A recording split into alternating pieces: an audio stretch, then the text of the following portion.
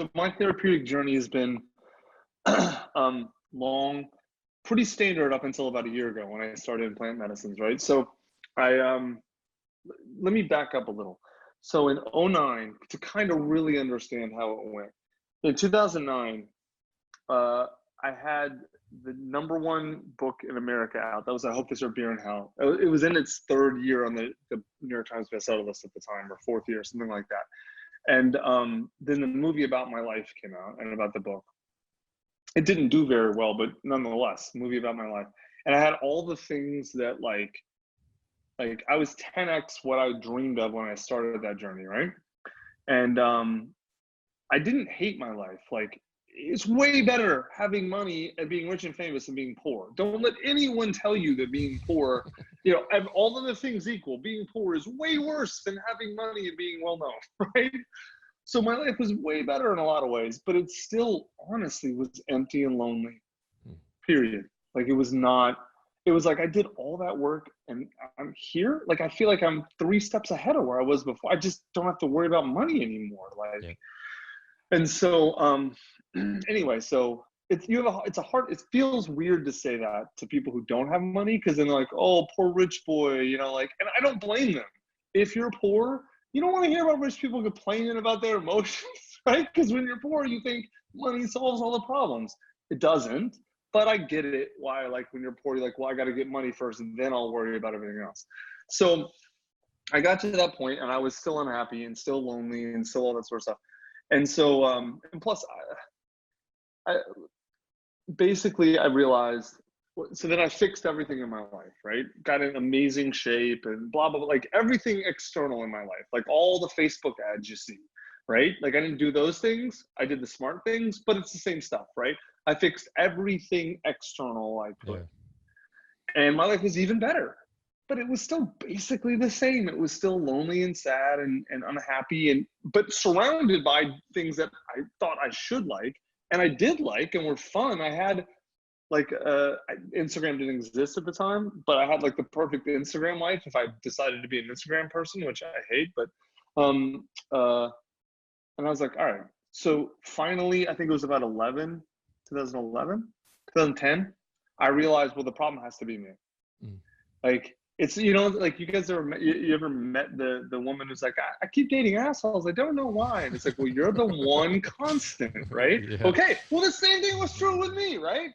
Like, I had all this stuff and everything was working and everything about my life was amazing, but I still wasn't very happy. Well, then I'm the constant. Yeah.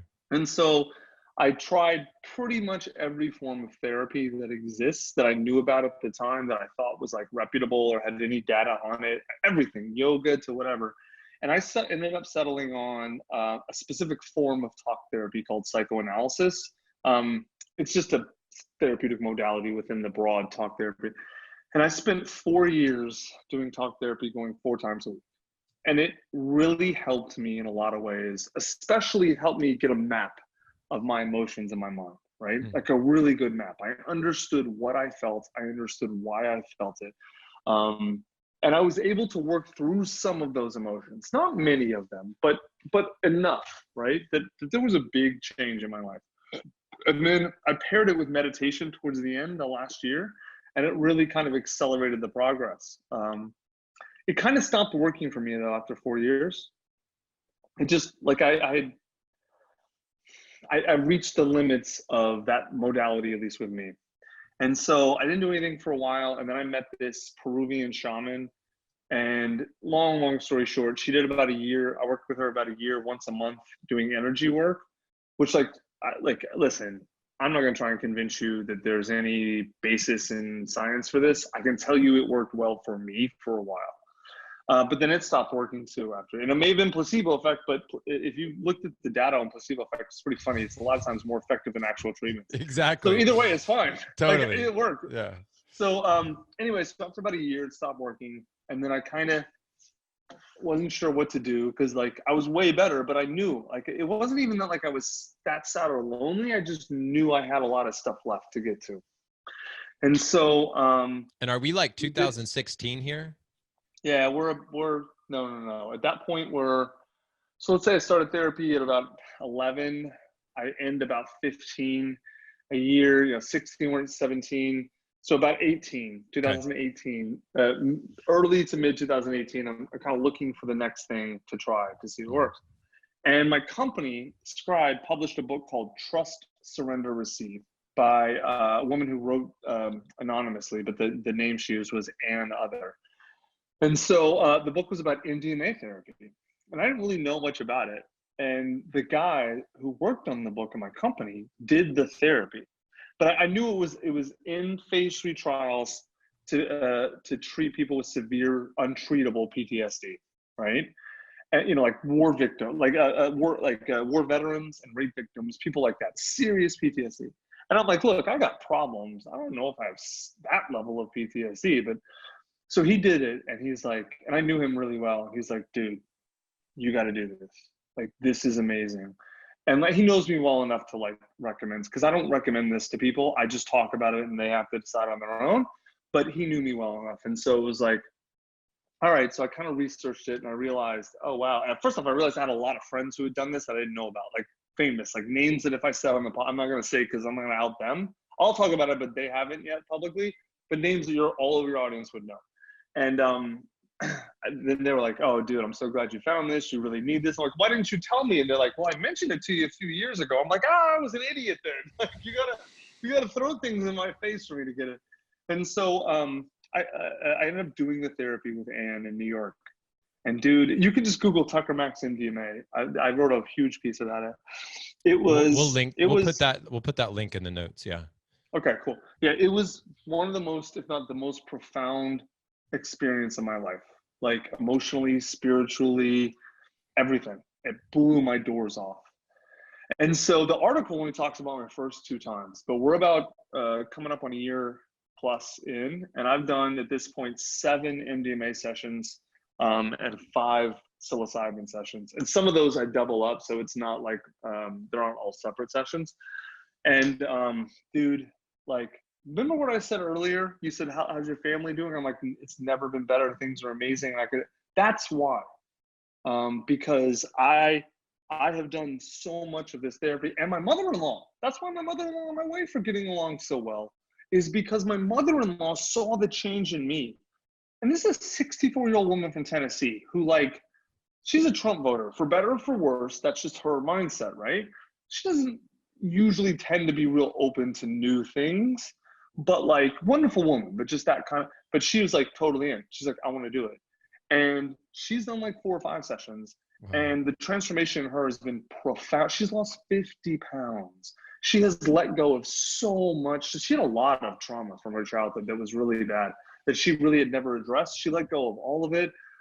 That's how, dude, it's like, sometimes it feels like the life that you can have this amazing life and it's right there in front of you, but every time you reach for it, it goes, like, it gets away. It's like what MDMA and psilocybin have done for me is brought that right in. Like, I stopped reaching for it. Instead, I turned inward and I started doing my own work, and it just came right in, right? And the other way I talk about it is like, I remember I said, therapy gave me the map to my mind and my emotions, and it did, and it was great. What plant medicines have done is help me walk the territory. All the emotions that I couldn't feel, the things that were repressed or that even I knew were there, like nothing new came up. Like, I didn't realize I was molested as a kid or something. Like, I knew everything in my life, but like, I just hadn't accessed those emotions. They were too deep or too painful, or I had too many defenses against them, and it lets them come up, and I process that stuff, and it was just like, oh God, I let so much stuff go that I've been like, I thought I knew intellectually, I processed all of it in my head. I just hadn't felt it. And dude, it's like everyone in my company knows, like they're like, what happened to you? What did you do before I wrote about it? And they're like, you just seem lighter. And I'm like, yeah. It's been so profound, dude. It's been the best thing that's ever happened to me. And like, the idea that I would be the one talking about, oh yeah, you should go do mushrooms. Like, what the fuck? Like, dude, I wrote about drinking and hooking up with girls. I'd never done ecstasy, right? Which is the MDMA is Yeah, yeah. the active component in ecstasy. I had never done it. I've never done coke. I've never done mushrooms. I've never done LSD. I've never done any of that stuff. So the idea that like I'm gonna go do therapy with drugs was insane to me until I looked at the evidence and I looked at the people and I saw the changes and I was like, oh, all right. Well, I mean, either I believe in evidence or I don't. Right. And so I did it, and now here I am.